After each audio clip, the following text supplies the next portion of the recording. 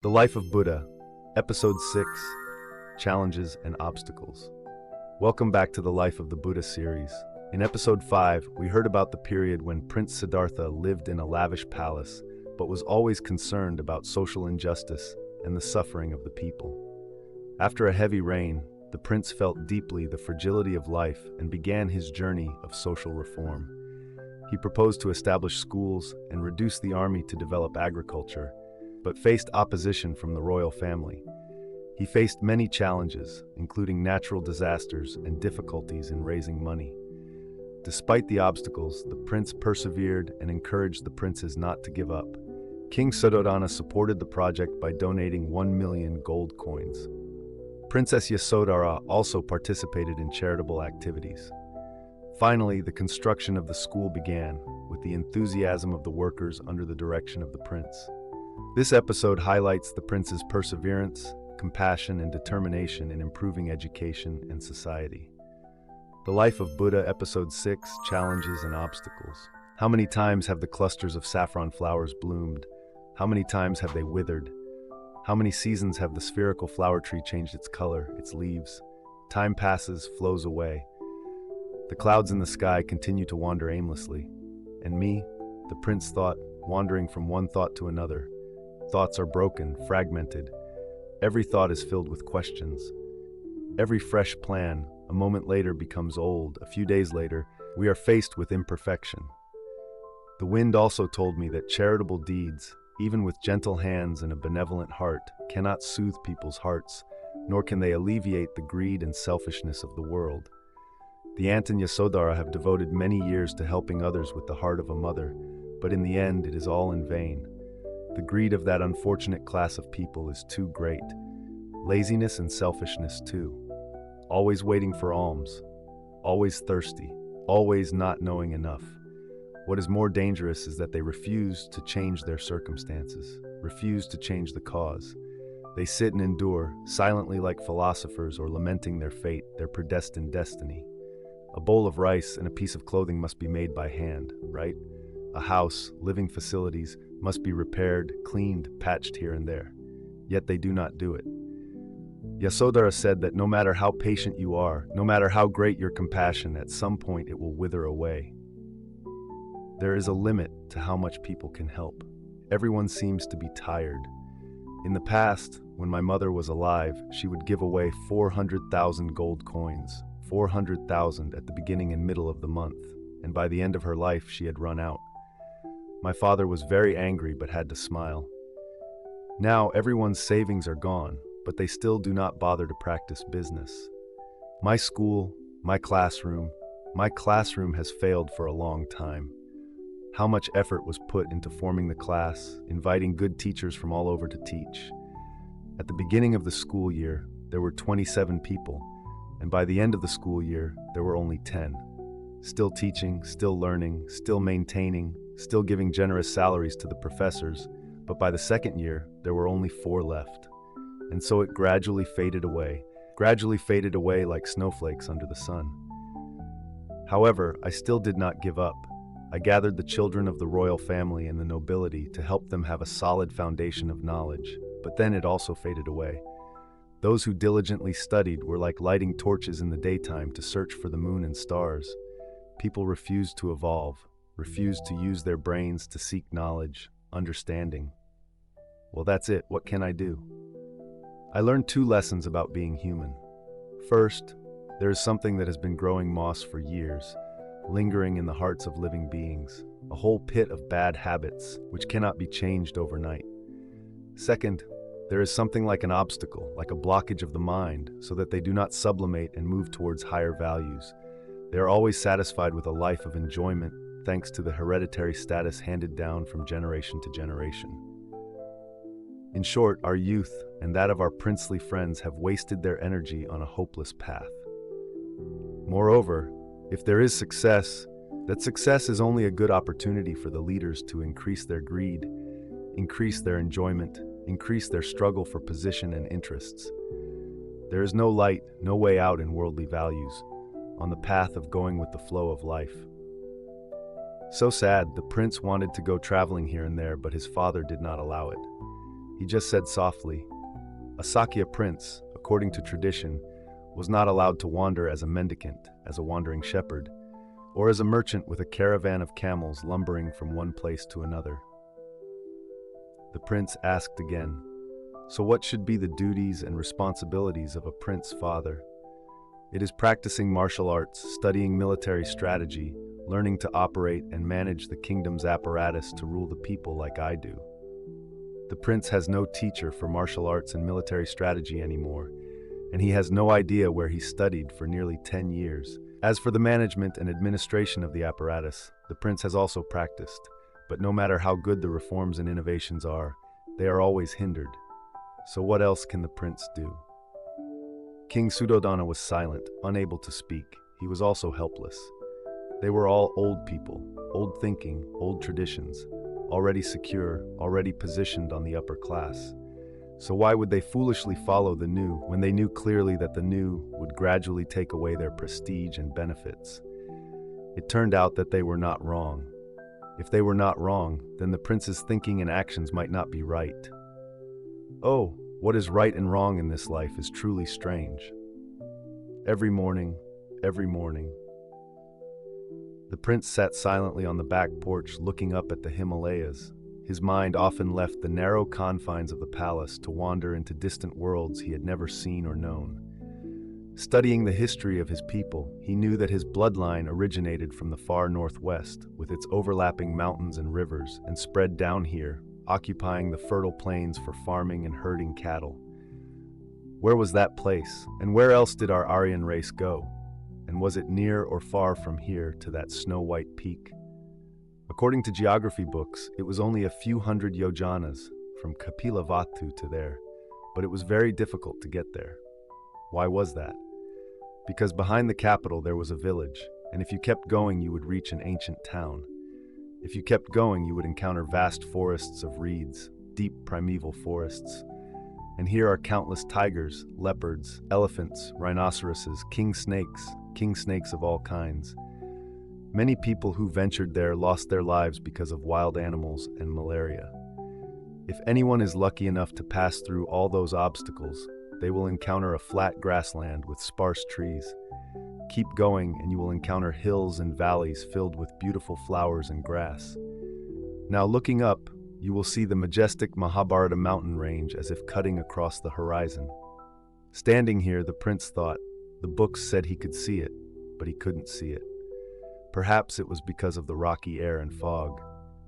Behind that mountain range, there were more and more mountain ranges, rising higher and higher, and the highest peak there was the Himalayas that everyone could see. Ancient scriptures say that there were always hermits who attained enlightenment. To attain enlightenment is to return to the Brahma body, and the only way to find a way is to hide in the deep forest, in the high, cold mountains. Oh, my knowledge is so limited, I know nothing about the life and salvation of those hermits. On other days, the prince sat and looked to the east. He had once been to his mother's homeland, but from Devadaha onwards, how many countries in the direction of the rising sun could one reach in just a few days? But to the northeast was very dangerous, so he stopped and did not go, because there was dense forest after dense forest. This was also the homeland of a kind of black native, very ferocious, specialized in hunting for meat, and they had also killed passing pedestrians and roasted them. No one could translate their language. Perhaps they were the remnants of an ancient tribe. To the west and northwest, the prince also sat in contemplation. From the territory of the Sakya, there was a large road going by horse or camel for about 5 or 6 days. One would reach the first town of the Kosala Empire, called Sataya. From there, villages followed villages, going on and on. Quite a few more days, one would reach the capital Savatthi, with a mighty king to whom everyone had to bow, including King Suddhodana. This was a land of mighty armies and generals. On all the roads from the cities to the countryside, the king's army took turns to guard carefully at the guard posts. At the same time, there were warriors on majestic war horses, armed with weapons, patrolling day and night on the main roads.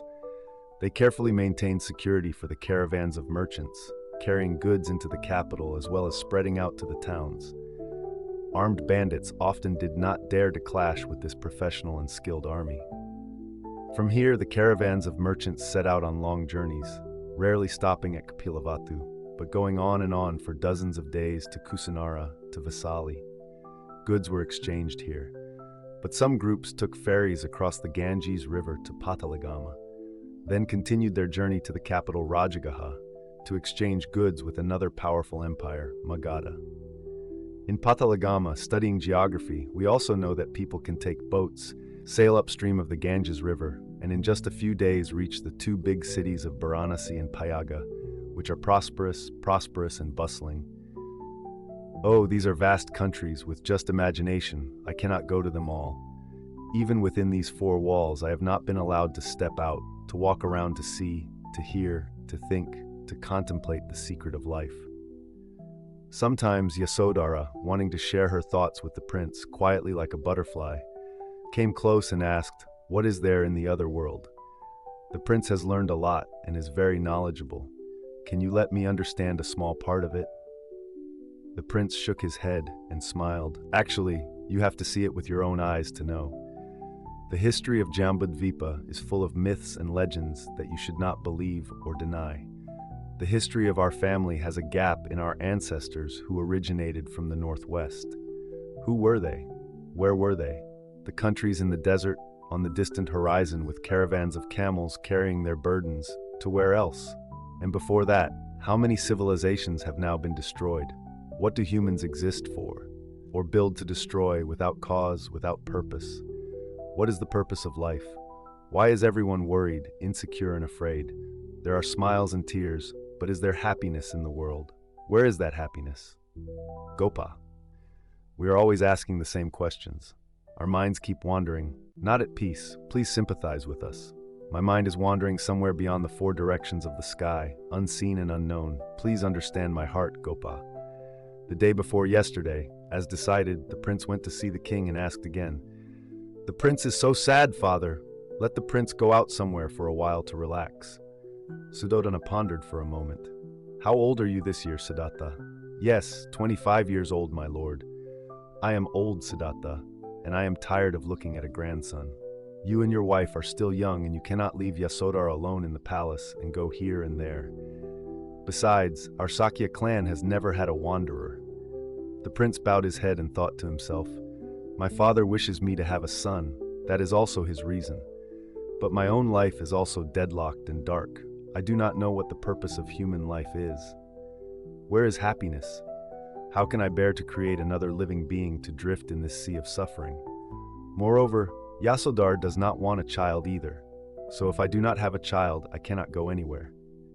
In the evening, the prince confided the matter to Yasodhara, who said distantly, "Lately I have been having dreams with ominous signs."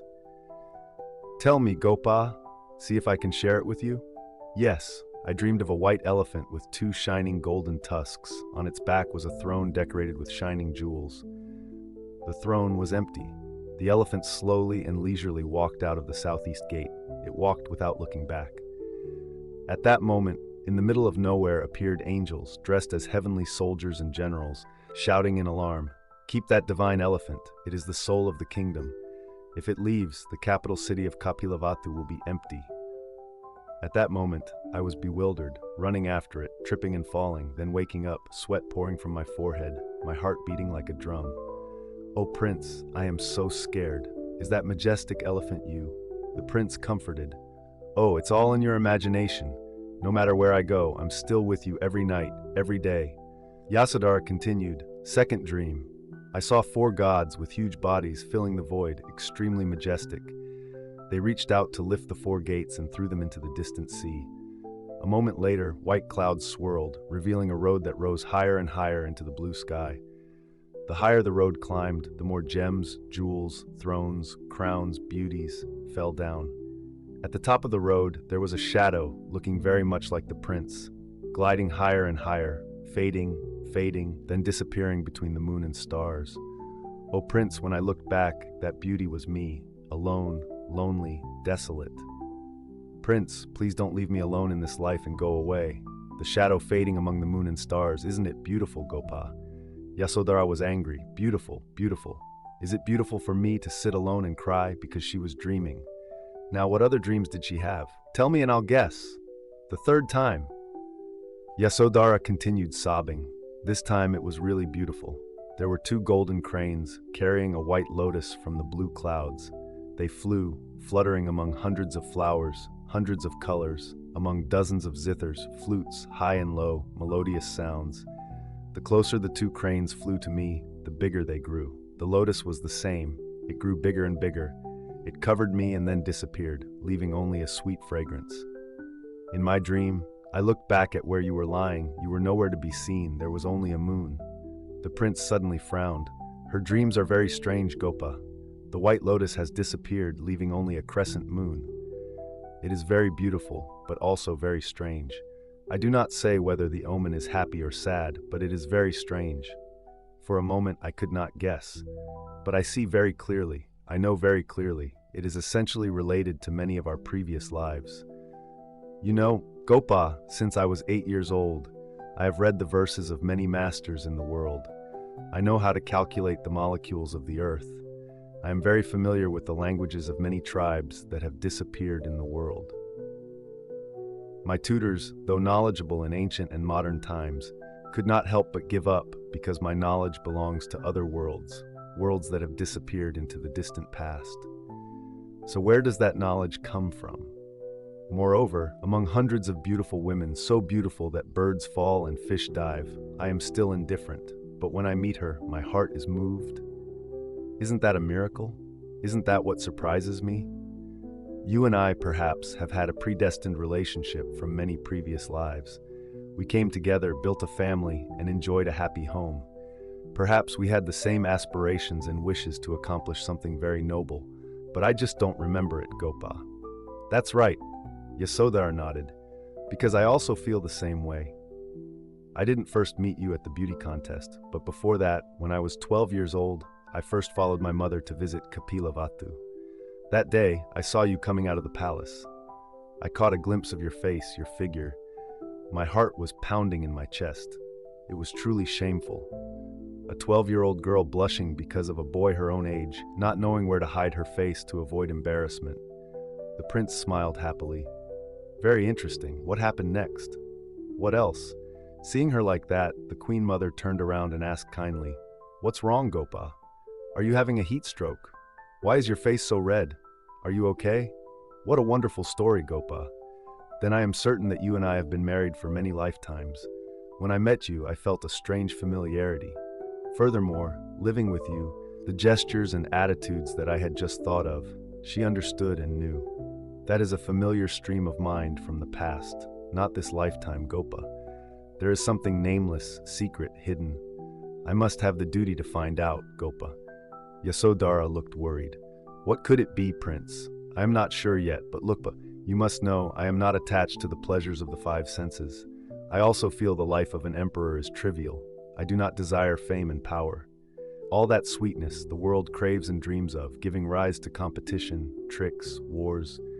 But I want to find something else, something that does not yet exist in this life. I have such a vague idea in my mind." Yasodhara's eyes widened. "Never existed in life? Yes, Gopa. Because in life, everything feels incomplete, broken, unsatisfactory." Both of them fell silent. The countless similar conversations had reached a deadlock. Yasodhara thought to herself, "With such thoughts, will the prince someday seek another world? Will he then leave me?" I was afraid of the three dreams. I felt they were ominous signs. Who knows, perhaps having a child will bind him to stay with me forever. Seeing that the prince was always immersed in dead-end thoughts, Yasodhara and his concubine Gautami came to ask the king for permission to let the prince go for a walk outside the city to relax. Suddhodana frowned. "I'm just afraid the crown prince will be moved." Gautami smiled.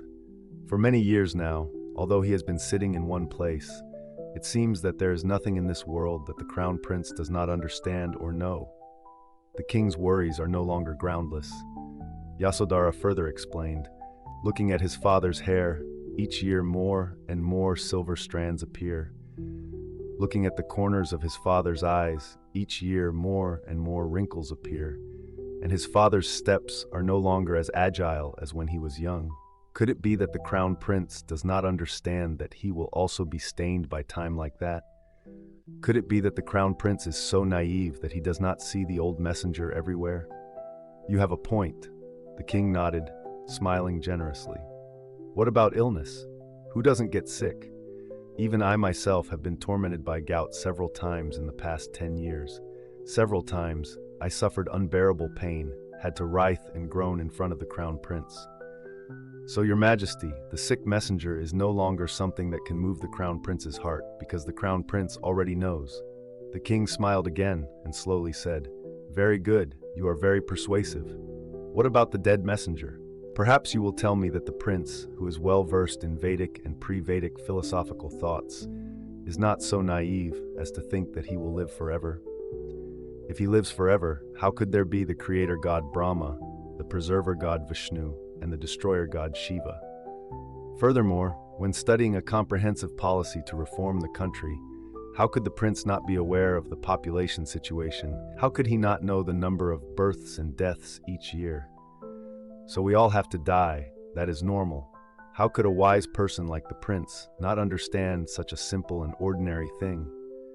Lady Gautami and Princess Yasodhara thought they had convinced the king, but unexpectedly, he sighed and continued, "There is something that seems invisible, secret, and refuses to reveal itself. For many years, I have pondered and worried about the presence of these four messengers. I have tried every way to prevent it. Old age, it will be there, some kind of old age, in some form that will make anyone who sees it feel shocked and worried. That is the real messenger. Illness, it will be there, some kind of illness, in some kind of hideous form that will make anyone who sees it shudder and fear. That is the real messenger. Death is similar.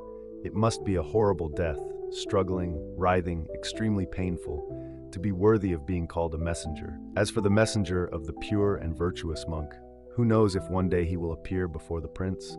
Who can guarantee that it will not? Therefore, the two of them are people I love. Although my heart nods, my mind still refuses as usual. The crown prince cannot go anywhere without my permission, even outside the city gates." The persuasion failed, the prince learned, and said to Yasodhara, "The first thing the emperor wants us to do is have a child to continue the family line. The second thing is to have me crowned king to rule the country and take care of the people. Only when I can fulfill these two requests will the emperor feel at ease. But now it is useless to say anything. He is very determined. So what does the prince mean? Now is not the time. I want to meet with the princes to hear their opinions." Yasodhara was surprised. "What is it, prince?" "Just about life, Gopa." Now they were in the spring palace. The weather was still chilly. The prince had a plan to keep the princes there to enjoy themselves for many days, so he discussed with Yasodhara and ordered Lady Gautami to organize a party carefully so that they could enjoy themselves peacefully. To create new joy, Yasodhara took the trouble to send someone to Magadha to invite a famous theater troupe consisting of musicians, singers, and dancers who were stars in the splendid capital of Rajagaha. On the day, all the princes gathered. Not a single one was left out. Devadatta, Anudama, and Viruhaka from Kolia heard the news and came over in their carriages. It had been a long time since they had met together like this, since their youth with a burning dream of reforming the country. Because they were still wondering about the meaning of life, no one had gotten married. They had failed in one plan after another. Some were bound by their parents, only allowing them to have fun on their estates or to be small owners to inspect and supervise their work. Some assisted their fathers in learning the role and function of a high-ranking official or governor. Devadatta passionately presented the failure of the reform due to an invisible obstacle similar to Sakya. Everyone understood that the invisible obstacle was ambition, position, fame, and power. Devadatta attended a number of court cases, such as the case of the farm owner beating the serf to death, the bank owners seizing debts, arresting people's wives and children, beating, raping, and forcing them to live as slaves. These are typical crimes of social injustice that need to be severely punished. However, the scales of justice are not always fair and strict, because behind there are always many hidden and covered shadows. All the princes seem to have experienced more or less the bitter experience of that. The parties, music, and dancing, although new and attractive. Everyone kept their joy in moderation, because in fact, the princes did not lack any pleasures. Now their minds were directed towards something else that made the purpose of this life more meaningful, more valuable. Prince Siddhārtha was very happy to see that his friends had matured and grown in understanding, so he said warmly, "That is also my concern, my friends. Wanting to find the meaning of life, the value of life. That could be the topic for us to discuss today, right?" Everyone clapped their hands in agreement. Devadatta suddenly looked at everyone and stopped at the prince, slowly saying, "When I found myself powerless to reform the country, powerless to attend court trials, do you know what I did next?" The prince smiled and shook his head. Devadatta continued, "Together with my friends, I found joy in building almshouses, public hospitals, building roads, bridges, planting trees, and encouraging people to bury animal carcasses, dirty garbage, and dredging stagnant sewers. When we did these jobs, we were scolded and severely reprimanded by the royal family and nobles. They said that was the work of the Shudras and Chandalas. But we didn't care. Seeing the people happy and joyful, we felt that our work had some meaning and some value.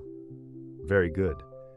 When Lady Gautami and Yasodhara did charity work and returned, they had the same meaning as the prince. Ananda suddenly said, "So the meaning and value of life is to make people happy and joyful?" "Not necessarily, my prince." Devadatta said, "Such work is like mending torn clothes. Then people use them carelessly. A few days later they are torn, rotten, and that's it. That's right." Anudama continued, "In Kolia, very few people responded to that meaningful work. They were disdainful and complaining. The intellectuals said something more worth pondering, wanting to use bare hands to scoop up the water of the Ganga River." Viruhaka sighed. "In short, those things are very good, my friends, but they are temporary, very temporary." Mahanam said loudly, "Both of our countries are stagnant, conservative, and have low levels of education. Most people live a life of security and negativity. No matter how good, right, meaningful, or valuable a job is, if there is no transformation from within the hearts of the people, an honest and positive transformation, then everything will become meaningless and useless. It is just a waste of time trying to push sand into the East Sea." Kadudai suddenly sighed and said, "We are back to the problem of education, the problem of people, which has failed for more than 10 years, my friends." Badia would like to speak. "All of your opinions are very valuable, but they are not closely related to the topic, so they are scattered, and the further they go, the more they will fall into confusion." The focus of our discussion today revolves around the phrase, meaning of life, value of life. However, we have not yet defined what is meaning. What is value? What is life? Borrowing the language of the court, if we want to judge a crime, to pass judgment, we must first state the crime and evidence. If we do not agree, what is meaning? What is value, material or spiritual? What is life? Whose life? Mine, yours, which class's life, or everyone's? We must clarify and define the premise first, my friends. Badia's statement was truly the tone of a future Chief Justice, and it had hit the nail on the head, and the magnitude of the problem suddenly became clear, but also much larger. Everyone was silent for quite a while. Devadatta said slowly, "Yes, absolutely yes. And if so, we are into the realm of philosophy, religion too." Kimbila interjected, "What is the meaning and value of this fleeting life, or the sacred and eternal meaning and value?" The prince sighed and said sadly, "That's not all, Kimbila. Our problems are now as vast as the ocean. Since the beginning of time, when there were humans on earth, people have been searching. Tribes in the time of hunting and gathering through the ages have taken stones, fire, iron. They have sought ways to serve the needs of life. And now tribes have chiefs, republics have laws, have councils of elders. All aim to serve humanity. All respond to the meaning and value of life. Parallel to that earthly purpose, for thousands of years now, religions and philosophies have been searching for more sacred meanings and values. They have left behind countless ancient scriptures that have become smoke-covered and whose languages are no longer readable. However, from the pre-Vedic to the Vedic times, people are still searching. They seek it through sacrifices, prayers, spells, holy water, meditation, wandering mendicants, ascetic practices. The problem we pose is not new at all. The discussion suddenly fell into an abyss. Devadatta finally exclaimed, "Then each person has their own meaning, each value. Then each family has their own meaning, each value. Then each class has their own meaning, each value. Then each tribe has their own meaning, each value. Then each religion has their own meaning, each value." Does anyone agree with anyone? Then what will happen, brother? It has happened, my prince. It is struggle, dispute, conflict, war, everywhere, in people's hearts, in all social activities, in history from 1,000 years ago to 1,000 years later, to infinity. Seeing everyone's silence, the prince concluded, "All your opinions and ideas, like a cold wind that has passed through, has blown through my mind for years, months, days, but I cannot answer. I am facing the endless darkness. Perhaps the ultimate, final, and root answer to the problem does not really exist in this life. So should we go find it, my friends?" Everyone answered yes, but looking at everyone's faces, another question seemed to emerge. Where to look for it now if it is not present in life? Deadlock. Dear ladies and gentlemen, you have just listened to the video about the life of Buddha Shakyamuni, adapted from the work A Life, a Sun and Moon by Master Gioi Duc. This video series will be broadcast at 7 p.m. every Monday, Wednesday, and Friday on the YouTube channel Buddhist Story. We sincerely thank you for watching. To not miss the next episodes, remember to subscribe to the channel and turn on notifications. If you find the content useful, please share this video with your relatives and friends. All your comments are very valuable to us. Please leave comments below the video so we can discuss and share together. Thank you, and see you again in the next episodes of the video series, The Life of Buddha Shakyamuni.